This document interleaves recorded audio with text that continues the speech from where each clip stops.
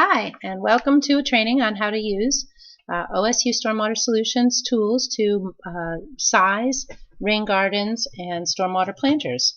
We've taken the heavy-duty engineering modeling out of the equation for you. Now, there's just some user inputs that you need to put into an Excel file, and then you can size rain gardens and stormwater planters using our open source Excel calculators. So my name is Maria Cahill. I have my own business called Green Girl Land Development Solutions, and I've been contracted to create these kinds of resources for the OSU Stormwater Solutions website. So let's jump right into it.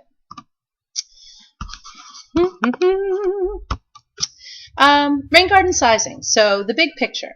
Sizing a rain garden is based on many factors related to your community's location. Rainfall distribution, rainfall intensity, watershed size, receiving stream health, and whether a jurisdiction wants to or is required to under some national or state permitting process, whether or not they need to address water quality, water quantity, reducing runoff volumes, which is like water quantity, or just attenuating, i.e. slowing the flows from the flood storm.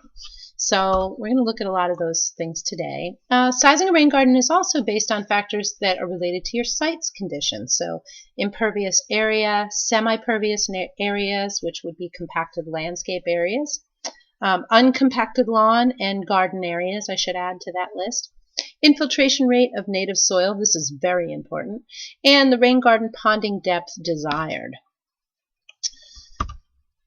In the handouts, this is a slide that we did for our training for our LID Academy cohort. So we gave them a whole bunch of resources, and we have all of the bioretention details in a PDF. So these are rain garden, stormwater planters, vegetated filter strips. So if you go up onto the OSU Stormwater Solutions website and you go under projects and you see LID Academy there, you'll see a little subcategory that says bioretention, and you can find a whole bunch of information there that we gave to the class. But there's also fact sheets and a lot of and specific individual details, which we'll look at. So here are the LID facility design details. These are really standard details that a jurisdiction might adopt and use as their details for their implementing low impact development. So if you Google OSU Stormwater Solutions, on the left menu bar you can click Design Your Site, and then you can click LID Facility Designs, and you can use the navigation bar, which is this little bar here, to get around. So if you're looking for rain gardens, you can click there and you'll automatically jump to rain gardens. So that's when you do that, this is what you'll see. You'll see a set of details. So there's really a flow chart and 6 details. That flow chart has actually been probably replaced by now by a Choose the Right Rain Garden Wizard, which will help you site your rain garden. That's a whole other training that you can find on this website. Okay, so we have 6 different kinds of rain gardens. And today you're going to learn here, there's of course an infinite variation of them depending on how they're designed, but we've created 6 standard details for you, and I'm going to show you how to size them. So we're going to start out with sizing a facility and when to use which detail. We're going to start out with a rain garden in Newberg, Oregon. So we're going to start out with the simple infiltration rain garden. This is LID 1.01. So it's simple because it's got 3-to-1 side slopes, and there's not a lot of stuff going on here, right? The ponding depth's very straightforward. It's really just a depression in the ground with some plants in it that you are directing your stormwater to, and you want it to infiltrate through the soil, that is passed down through the mulch and the undisturbed native subgrade below. And then you want to move on with your day, don't you? So use a simple infiltration rain garden if all the siting criteria for infiltration can be met. So the infiltration, as I said, the siting criteria for infiltration is in another training, which you'll find here. But basically, things like being far enough away from a building, being shallow enough so that the groundwater table or a constricting bedrock layer below isn't barring infiltration into the soils, those kinds of things. That's the siting criteria for infiltration.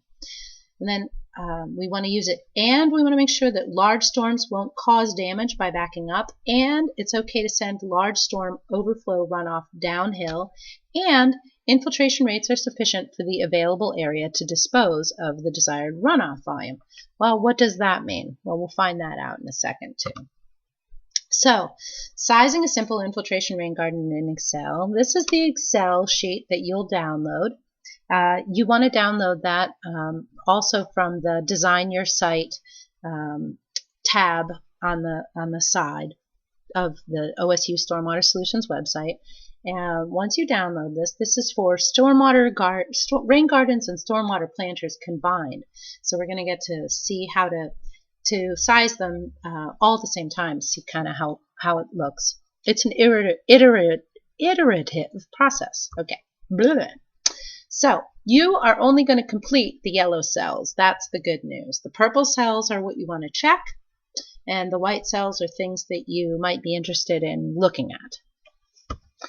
So the first thing we need to do, if we're going to size a rain garden for the 25-year frequency 24-hour storm, this is considered the flood storm or the detention storm. This is a very large but low frequency storm. And when we go to NOAA, the NOAA isopluvials, meaning this map that NOAA puts out of how much it rains and where, these are like contour lines of rain. These isopluvials. And so when we look at this map, we find Newburgh on the map, and we find that, and these are in tenths of an inch. So when we read this map, we find out that we're kind of like right in the middle of the 4-inch mark. So in Newburgh, the 25-year, 24-hour flood storm, according to NOAA, the isopluvials, is 4 inches. So we'll enter 4 inches in our 24-hour rainfall depth, that first step there. Step 2, we want to calculate the contribution area. So here's an example from the Oregon Rain Garden Guide. We have somebody's garage, and we want to direct it to a rain garden somewhere. And we've got 2 downspouts on this garage. So we know that we have a 20-foot by 7-foot area for this one roof that we've circled here. So we'll put that in, 140 square feet in the drainage area. Step 3, drainage area runoff coefficient. So this is something that you can change if you want, if you have experience with this. If you Google the rational method C values, you'll come up with a whole bunch of these. This is basically what this is. It's a C value, the runoff coefficient. And it might vary from 0.3 to 0.98. Those are typical values that I've seen for different kinds of surfaces. But for impervious surfaces like the roof area that we're going to do, we want to have 0.9 to 0.98. So we have 0.9 there. I'm okay with that. Step 4, enter native soil infiltration rate. So I went out and I tested the soil, and I found out that it was 0.83 inches per hour in the place where I want to put the rain garden. So how do we do an infiltration test? Basically, we dig a hole in the ground, we pour water in there to a standardized depth of 6 inches or 9 inches or 12 inches, however deep you think you might want to make your rain garden, and you let that hole empty out. You let that hole empty out 3 times. Each time, so you're refilling it back up again, letting it empty it out. Each time you're measuring how long it takes for that hole to empty. And you take the lowest infiltration rate of the 3 tests. This is just like there are lots of ways to do infiltration testing, and with resources on the OSU Stormwater Solutions website again, but this is just a basic test that seems to work for everybody. And it's what we tell our homeowners to do. Basically, once you know what the soil's doing, you've tested it, that's a pretty good indication of how the facility is gonna work, whether or not it's gonna be successful. So as long as you've got 0.5 inches per hour to 12 inches per hour, you're in a you're in a great zone to infiltrate stormwater in a rain garden or a stormwater planter. Step 5, enter desired ponding depth. So I've decided, for whatever reason, that I like a maximum ponding depth of 9 inches. So that's cool. I enter that in there. 6, depth of rock trench below rain garden. So we're not going to deal with this. We're not going to use this until we get much farther into this presentation. So we're just going to say 0. There's no rock trench below the rain garden at this point. And so we're going to ignore that, and that we're also going to ignore the void ratio for the rock trench. I'll explain this to you later. And now the facility area. So we do something very scientific. We guess at the size of our rain garden. So we start with a rain garden that's 10% of the drainage area. We just take a guess, right? And so here I've taken a guess, and I tried 14 square feet. And it turns out that when I go down to rain gardens, and I look at the purple area, rain garden area is adequately sized, it says false. And it's also not sized properly for a stormwater planter. So rain gardens and stormwater planters both pond water, but they have, rain gardens have 3-to-1 side slopes, so very shallow, very easy to get plants established on a 3-to-1 side slope. Stormwater planters, on the other hand, have vertical side slopes that are created by walls or deep curbs, so they can be a little bit smaller. And in big storms, this is really helpful. This can be a really helpful practice if you're trying to infiltrate a big storm like the 4-inch storm. But more expensive, obviously, because of the structure that goes into them than building a rain garden. So we got a false because, let's see. We got a false because we need to check 3 different things. So let's see if our calculated design criteria is met. So we go through and we check. We keep trying out different sizes. The 3 criteria here, this purple box checks these 3 criteria that are maximum ponding depth in rain garden, depth of water left in rock trench after 30 hours, and depth, which will always be 0 because we don't have a rock trench, so that's okay. But the depth of water left in the rain garden after 30 hours, there's still some water left even after 30 hours. So we just keep guessing until we keep guessing at the facility area until we get a true. And then we step it back and optimize it. And we find out that the optimal size for the rain garden is 21 square feet. And so it's checking 3 conditions. And we find out that the maximum ponding depth during the storm is a little over 8 inches. So that meets our desired ponding depth. And, which the purple box also checks against. So if that maximum ponding depth were 11 inches and we said our desired ponding depth was 9 inches, then that purple box would say it was a false. So, and it's empty after 30 hours, which is important for us because we need to have a facility that's ready to go for the next storm. We have rain almost every day in Western Oregon, or we can certainly have it every day. So for the type 1A Santa Barbara urban hydrograph that we're using in this particular example in Newberg, Oregon, we have a facility that is going to empty out in 30 hours if it's 21 square feet. So that's cool. We find out that sizing is an iterative process. Let's look at the model some more. So let's look at the summary. For a drainage area of 140 square feet in Newberg, Oregon, with clays that infiltrate at 0.83 inches per hour, we want to build a simple infiltration garden with an area of 21 square feet, a ponding depth of 8.06 inches minimum. Well, we want 9, so that's cool. And we have a 3-to-1 side slope, so 3 horizontal to 1 vertical side slope. Anything steeper than that, you have to compact usually to get it to stay in place. And as soon as you compact soil, you take the voids out where plants and all of the soil life that's beneficial for plants, they can't get the air and water that they need. There's no voids. There's not enough voids in the soil to really get that plant established easily. So much easier if you have maximum 3-to-1 side slopes to get plants established and get the whole thing kind of working right. And so our sizing factor turns out to be, instead of 10%, our sizing factor is 15%. So if we were a jurisdiction and we just wanted to give somebody a rule of thumb, we could say 15% of the impervious area is the size that your rain garden should be in Newburgh. And all of our homeowners who meet the siting criteria could go out and build a rain garden that's 15% of their drainage area, and they could keep all of their stormwater on site, even the big flood storm. Now, here's a little caution. Don't overestimate your infiltration area. This model does size the facility for the top of the slope for rain gardens. Of course, for planters, the top and the bottom, there is no slope, so those are the same.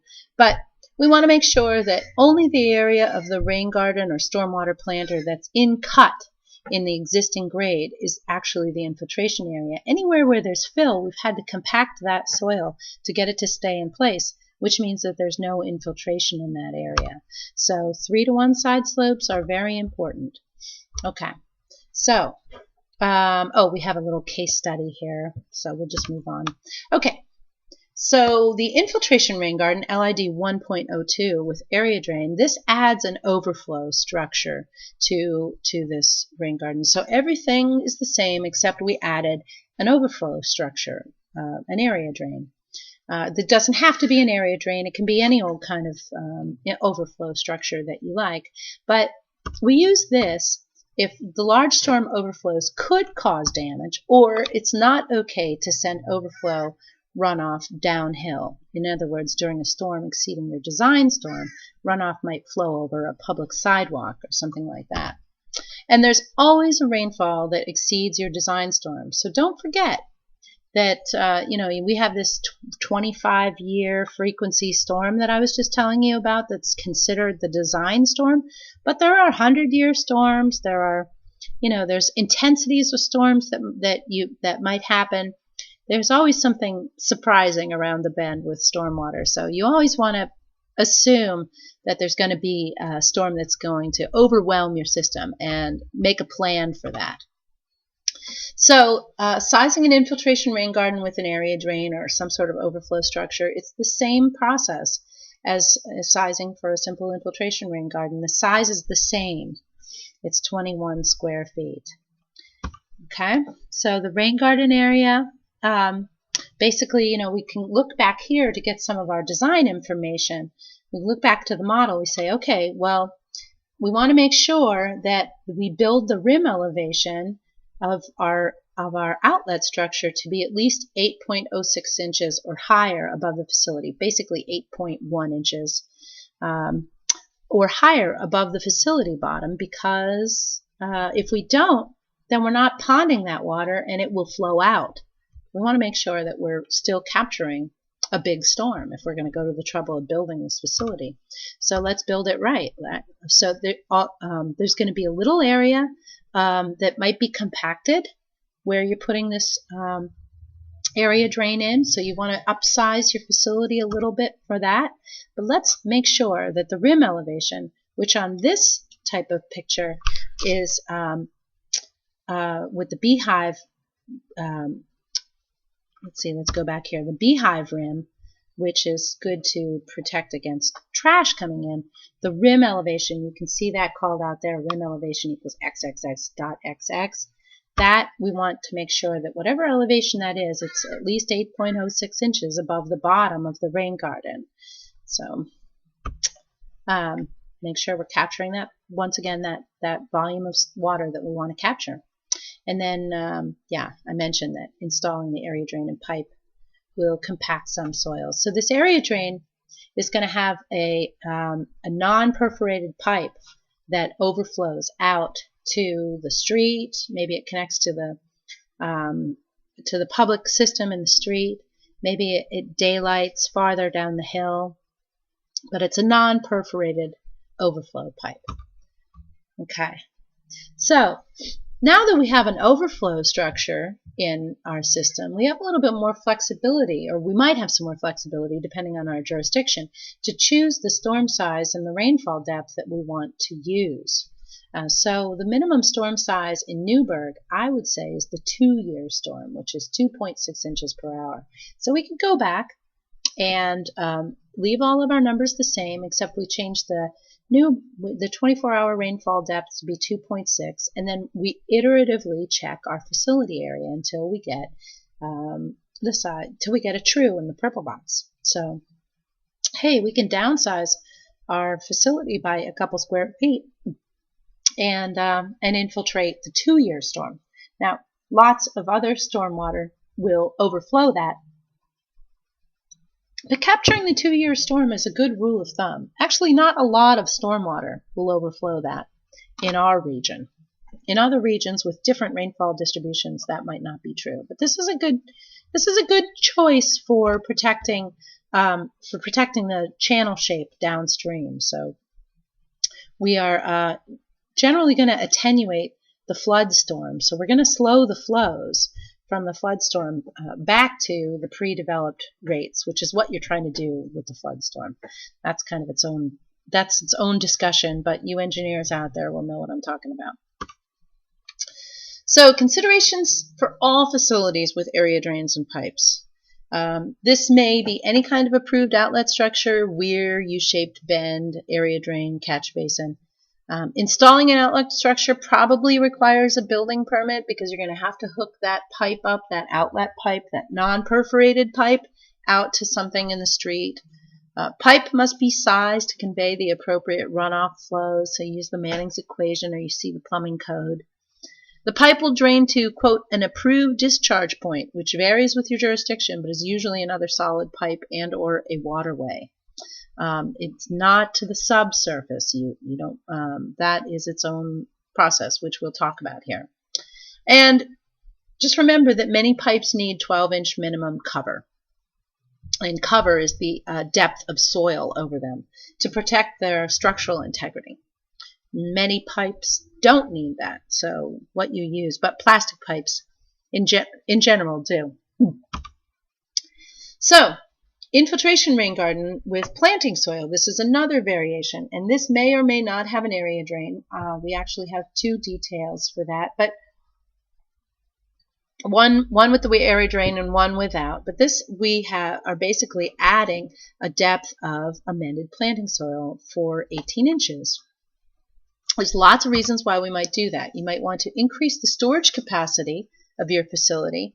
So the city of Gresham has found that, yeah, they have clay soils and they drain at about ½ an inch per hour. But if they take their clay soils and mix compost and sand in a 1-to-1 blend, so 1 part compost, 1 part sand, 1 part native clay to a depth of 18 inches, they can actually increase the storage capacity of their facility.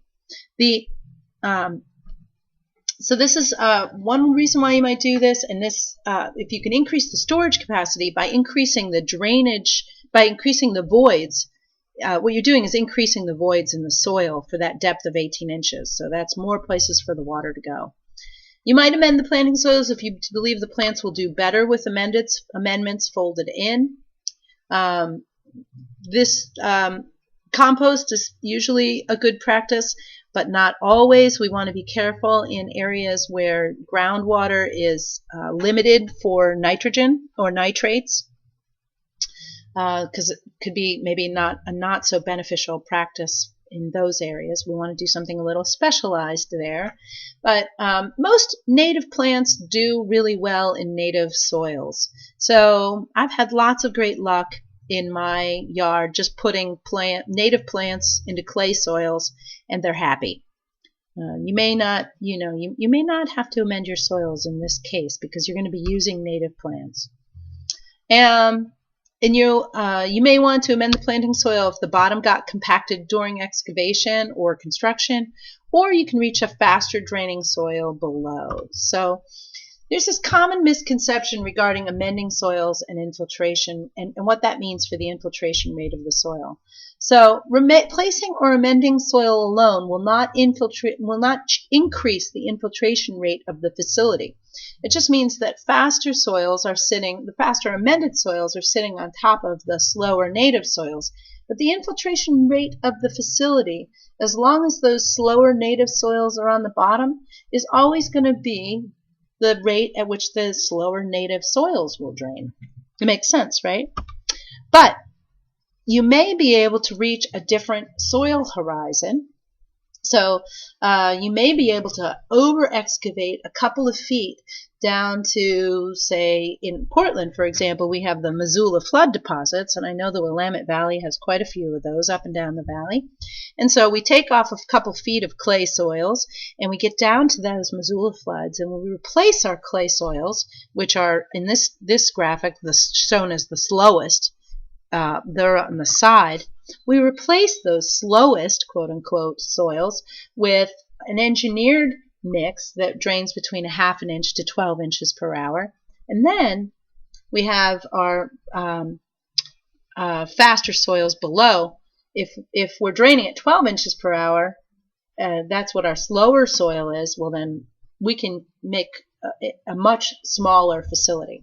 Now let's remember that the infiltration rate of the facility is always the slowest rate that you're going to find underneath the rain garden. So in this case, that would be whatever rate your engineered soil mix was flowing at with the slower rate, that is your design rate. So let's take a little detour here now and talk about underground injection controls. This is a regulated a regulation program with the Department of Environmental Quality called the UIC program, and you want to make sure that you are not injecting stormwater into the ground without treating it first. And so that's what they are regulating, is groundwater quality ultimately. So you could create a UIC if the facility infiltrates and you've excavated a hole and placed soil, and the facility is deeper than it is wide. So on the left, we have an example where the facility is deeper than it is wide, and we've created a UIC. And this, even though the soil might receive a lot of water quality treatment, it's still technically considered a UIC, and it would have to be rule authorized by the Department of Environmental Quality. And rule authorization is just another process very similar to permitting. And on the right side, though, we see that when we amend the soils to a depth of 18 inches and the width is greater than 18 inches, well, then we haven't created a UIC. So that's one simple way to avoid creating a UIC. You may have also created a UIC if the facility infiltrates and you're using a perforated pipe underground. So if it's perforated all the way around, then we have a UIC. If it's perforated only on the top and the sides, then it's not considered a UIC. So you could field cut perforations into a plastic pipe and leave the bottom whole, and you could still have a drain out the bottom of the facility. And you'll see why we need drains, pipes in our rain gardens in the future iterations. And just a comment here that, you know, for example, typical underground injection controls are like dry wells and soakage trenches, but the Department of Environmental Quality here in Oregon really likes rain gardens as pre-treatment for those dry wells. So could possibly be a nice blend, but when you put a rain garden in as pre-treatment for a dry well, then the whole system is regulated under the UIC program because you have the dry well. But they're still going to look at your rain garden design and make sure that you're not polluting the groundwater with your design. So here's examples of the dry well and on the left and soakage trench on the right. Okay, back to sizing. So, with or without an area drain, it's the same method as sizing for an infiltration rain garden. And modeling doesn't account for additional voids in the planting soil. So let's look at the unlined filtration rain garden. This facility is when would you use that? So when there's not enough room to increase the facility footprint, but a jurisdiction is requiring you to keep all your stormwater on site to the maximum extent practicable. So a lot of agencies like Clean Water Services and City of Portland actually require you in there to put a rock trench below the facility. So this can be a really tricky and very costly practice that may not have the benefits that these jurisdictions think they do. So I caution you on using this and the next detail. But let's say you might also use this if the ponding depth of the surface would exceed 12 inches. That's sort of a maximum that's considered safe to have water ponding around. So if we size an unlined filtration rain garden, and we're assuming that there's no overflow structure, we could find a facility that let's try 20 using the 25-year 24-hour flood design storm, same area, the same runoff coefficient, it's the same soil, same ponding depth, same native soil infiltration rate, but now we're going to add the rock trench below, which is going to be our 12 inches of rock below our soil. And this material is open graded, meaning it's all the same size. And when you lay that down in a trench, you find out that, and lightly compact it, you find out that in between all the same size rocks, there's a void that's about 40% of the volume of the trench itself. So that's what the rock trench void ratio is that 40%. So we're going to guess at a new facility area. We're going to guess 20. Remember before we had 21 square feet. So when we look at our model for this, we find out that the rain garden is not adequately sized, that after 30 hours there's still a little under 2 inches of water in the rock trench. The water ponded at the surface is gone, but it's not really ready for the next storm. There's still 2 inches of rain that's sitting in the bottom of that facility in the rocks below. So that's no good. So we tried 20, we got a false. So let's try 21. Well, we got a true, which is cool, but that was true even when we didn't have a rock trench. For all the same conditions, we had no rock trench, and we had the same sized rain garden. Well, so what's the deal? The depth of water left after 30 hours may control the size. So in lower infiltration rate soils, I found kind of half an inch to 1 inch. You could have something else, the controlling. And that something else is the depth of water left after 30 hours, controlling the size of the facility.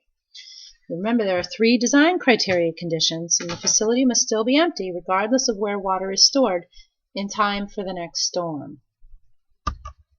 So let's look at the 20 square foot results again. Right? We're looking, when does it make sense to use an extra rock storage? So let's look at a new example without the rock trench. Basically, it makes sense when you're working with really large drainage areas and higher infiltration rates and space for a rain garden or a stormwater planter is limited. So let's take a new example where we have a drainage area of 8,000 square feet. We got a larger drainage area. Sorry, that's pointing to the rainfall depth, but it really should be pointing to the drainage area, 8,000 square feet. And the infiltration rate is higher. Now we have a totally different site. This is a whole new example. Someplace else where soils are draining at 1.5 inches per hour. We didn't do something magical to the last site to make the infiltration rate change from 0.83 to 1.5. We're testing it somewhere else in a new place. Now, when we do our iterative sizing, we find out that we need 809 square feet to make all 3 criteria without a rock trench. So see, no rock trench there. And when I go through and I do that, experimenting with the rock trench or no rock trench, and what I find is that, the rock trench can be basically after 12 inches of depth with the rock trench for these conditions, the rain garden doesn't get significantly smaller. And that's what we want to do. We're usually constrained for space, and we want to put that extra storage below ground. But after 12 inches of depth, rock trench depth, there's really not a lot of area reduction. So people say, when does it make sense to use extra rock storage, and what's the best depth? That really is just a matter of looking at, well, where is the transition, between this rock depth of 12 inches, 6 inches, and 12 inches, we get an area reduction of 10% or 18%. What's it worth in terms of cost to you? And we do, as the rock trench depth increases, we do get a decrease every time in the ponding depth of the rain garden. So if you don't want a lot of water at the surface, then that could be another reason why you might use this. But the actual size, if you look in the second column of the rain garden with assuming a 9-inch ponding depth, that is not changing appreciably between the 12 and 24-inch rock depth. So you might also use a rock trench if you plan to use a different model and you extend the rock trench out to an area larger than the rain garden. That is also a very handy-dandy time and way to use rock trenches. But just having the rock trench be below the rain garden in the same area, that's not necessarily as helpful in many cases. So what's the conclusion that we draw here? That infiltration area is more important than storage depth or storage volume. We have this design infiltration rate, which is measured in inches per hour. So if I had a glass, a drinking glass maybe, with the bottom out, and I put an inch of water in that, and it infiltrated in an hour, my infiltration rate would be 1 inch per hour. If I had 100 of those glasses, and I put an inch of water, and no bottom in it, I put an inch of water in those 100 glasses, and the water would still drain out at 1 inch per hour, but obviously the volume of water is much greater that we can infiltrate because it's 100 of those glasses of volume of water instead of just 1. So that's why the area is so important. That's what we're showing on the right side of this slide. As the area of the facility increases, the infiltration capacity of the facility increases. The infiltration rate is the same. I hope that makes sense to you. It's a really important concept. So, the last type of rain garden that we have is the on-site water quality only lined filtration rain garden. So, we're really just managing the on-site water quality. And this system is really complicated. It's very similar to the facility that we just looked at, except it has a liner in it. And it has to have an overflow pipe at the bottom. It has to have a perforated pipe at the bottom because it has no other outlet. Because it's lined with an impermeable liner. That means it doesn't meet the setback requirements for infiltration or any of the other sort of tests for infiltration. And I'll show you, we're going to do a training on that as well. So water comes in to our depression somehow. That's not necessarily shown in this detail. And it passes through the mulch, the optional mulch, and the 18 inches of soil. And then we have this rock separation layer, which is also in the detail before, that separates the finer grained engineered soil mix from the open graded, remember, all the same size gravel that's sitting below it. And this separation rock keeps the dirt from coming down and filling the voids of the rock in the very bottom. If you use a filter fabric, you have a very good chance between that uniformly graded storage rock and the engineered or amended planting soil. If you used instead of using this separation filter rock layer, you used a geotextile fabric, you'd have a very good chance of clogging the geotextile fabric because all the dirt above the fines would just work their way down and clog the fabric. And that would definitely kill all of your plants because your perforated pipe where the facility drains out is below that geotextile fabric. So once the water makes its way through this dirt and the rock, then it makes its way into this perforated pipe and down into the sump, where it gets treated for sediment. Sediments have a chance to settle out, and then it overflows to an approved disposal point in the non-perforated overflow pipe, and that's the only drainage that we have out of this system. So we're not significantly reducing runoff volumes. It's lined on all three sides with an impermeable liner, and this is known as a lined filtration rain garden in our terminology. Some people, like the city of Portland, call it a flow-through facility because it just flows through. It doesn't infiltrate. So use a lined filtration rain garden only if your infiltration siting criteria cannot be met. And this is why better site planning is so important, because up front you want to find the best place to infiltrate before you've even decided where the building and other infrastructure like roads and sidewalks are going to go. If you don't reduce runoff volume leaving the site, you're really not protecting water quality. So you can clean the water on site, but here in the off-site, in the downstream, you've increased the volume of water and the frequency that that volume water comes down and the duration that it comes down so much that you're carving away the stream bank, sides of the stream bank. And obviously this puts dirt into the water, which is a water quality impact. So, but I'm still going to show you how to size a filtration rain garden, a flow-through rain garden. You can adapt the infiltration calculator. So what do? You use the water quality design storm. So if your agency has developed this, that's great. Then you can use that if you have a 24-hour storm for that.